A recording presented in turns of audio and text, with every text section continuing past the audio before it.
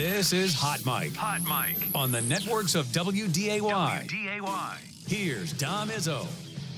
Welcome back, everybody. Hour 2 on the chilly Thursday morning. We haven't seen the Jets helmet in a while. There's a good reason why. They stink. They're off this week, so we can't lose. They can't lose this weekend. They're going to be 1-0 this weekend since they're off. It's been a disaster. No disaster for our next guest who shares the plight of being a Jets fan with me. He's also the AD, assistant football coach at Central Cass High School.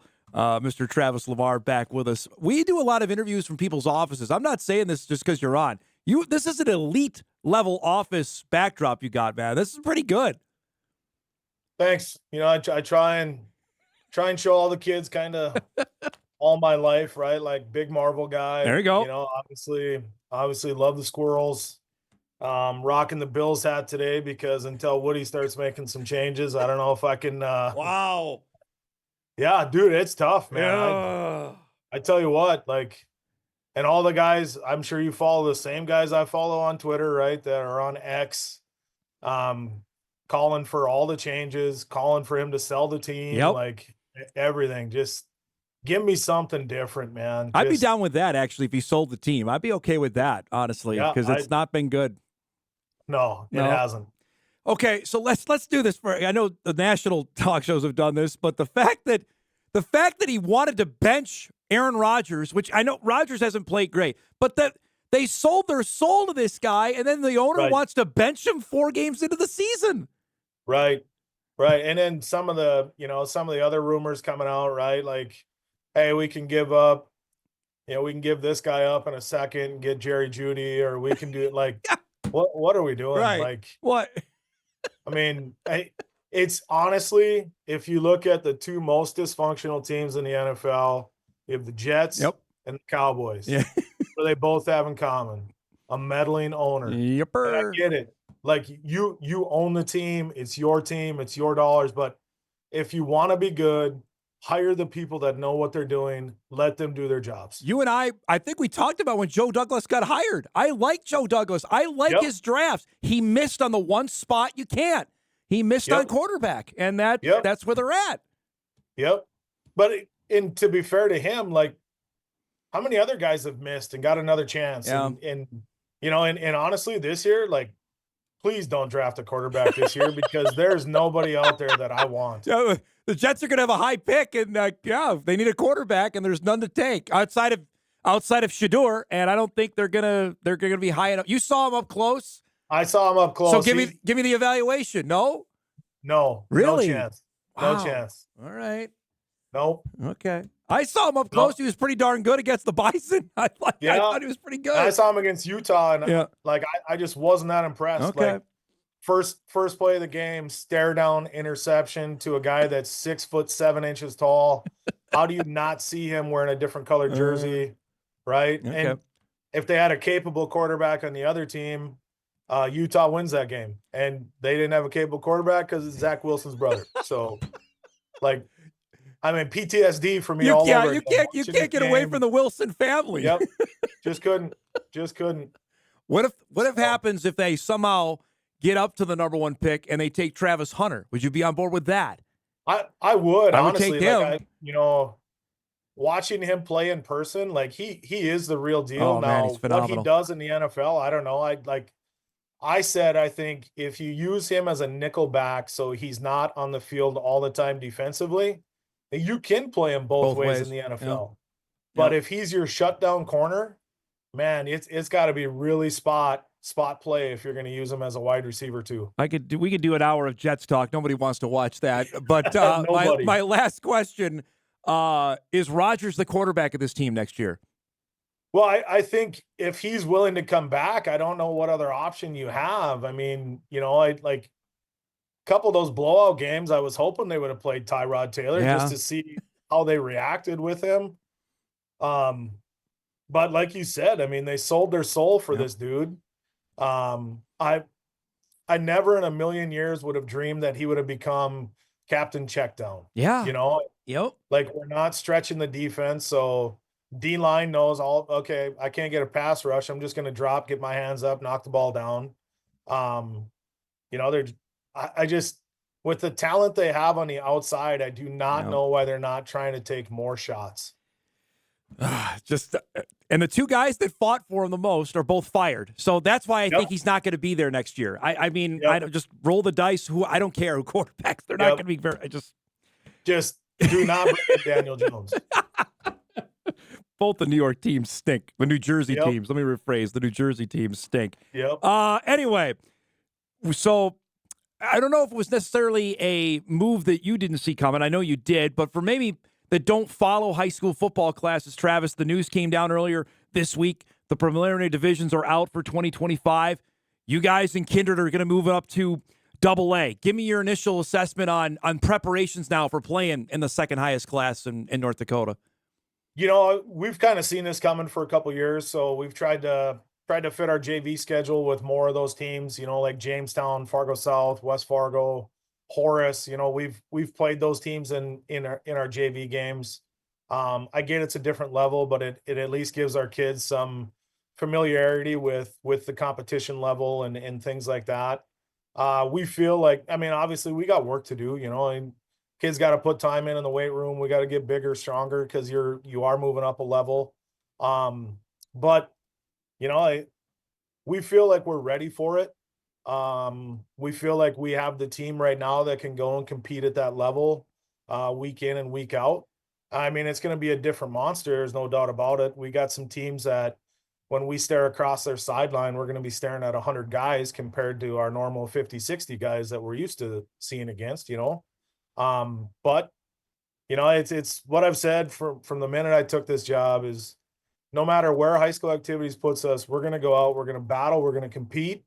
At the end of the day, if we win, great. If we lose, we go back to work again on Sunday and start getting ready for the next team. So this is the division, and you and I have talked about this on this show, that has befuddled me, and I still can't wrap my arms around it. Now you're in it. So how do you fix two-way football in your mind? Well, honestly, I think if they'd gone 16 at the top, right, which moves the two Grand Forks schools, Minot North and Dickinson up, right? You move those four up. I think you could go 12 in the middle, where now you pull up a Valley City, a Grafton, a Velva, a Beulah.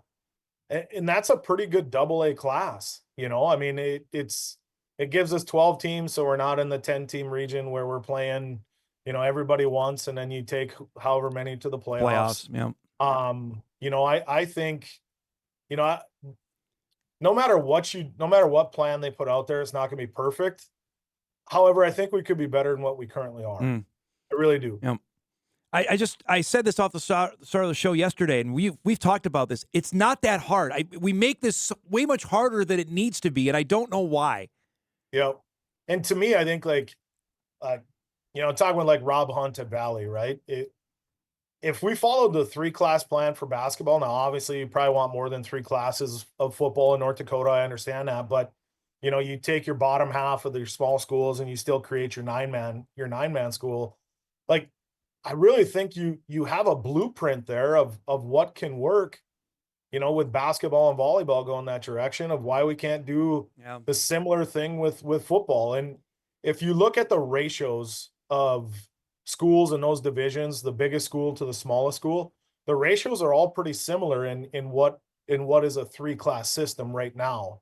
Where right now we're not. Ratios aren't the same. Yeah. It's not the same school stepping on against another team. Is there a sticker shock, so to speak, with your maybe your incoming players or sophomores? Like, okay, we're not playing Hillsboro. We're not going to be playing Northern Cass. We're going to be playing now Fargo South. We're going to be playing Wahpeton. We're going to be playing, obviously, keep playing Kindred. We may be playing a Grand Forks school.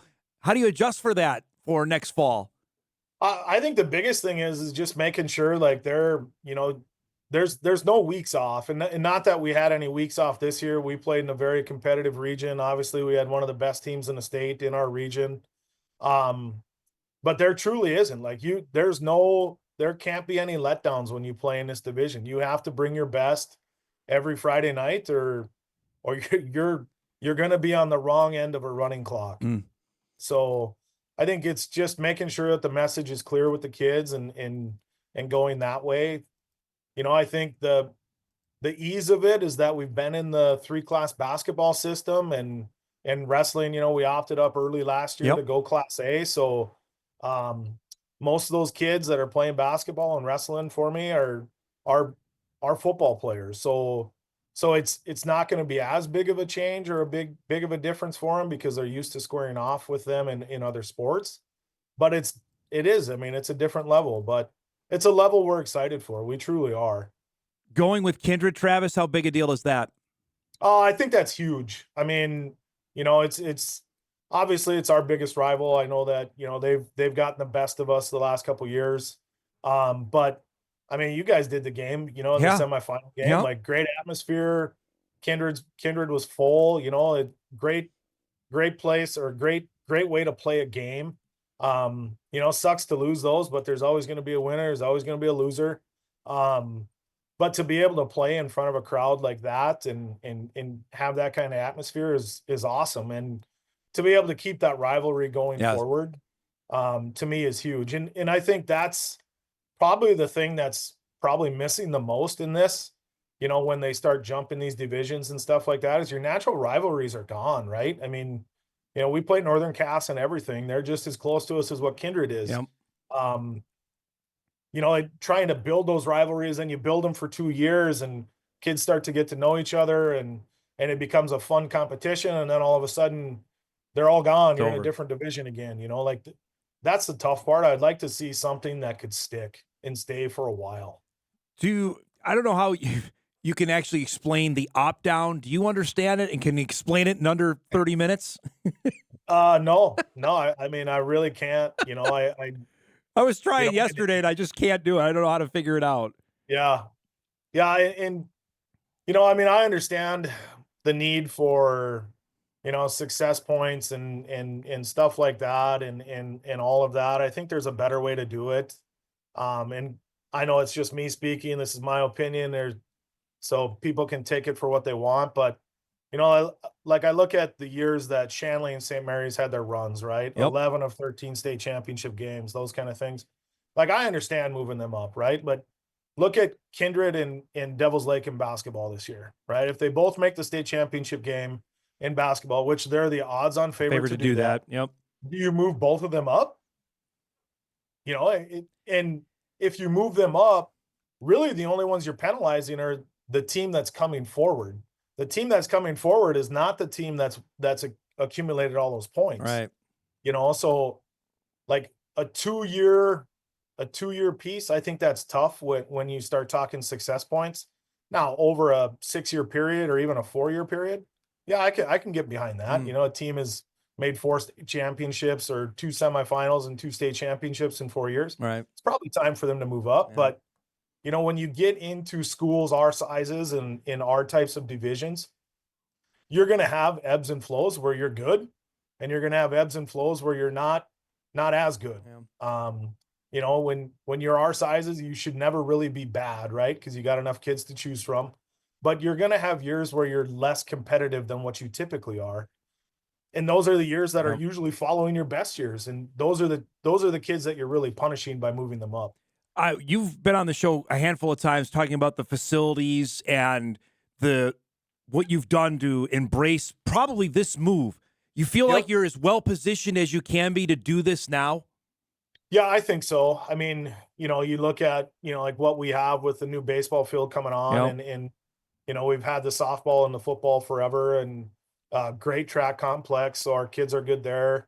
Our gym is old, but it's still a beautiful gym. Pretty good. Right? Yep.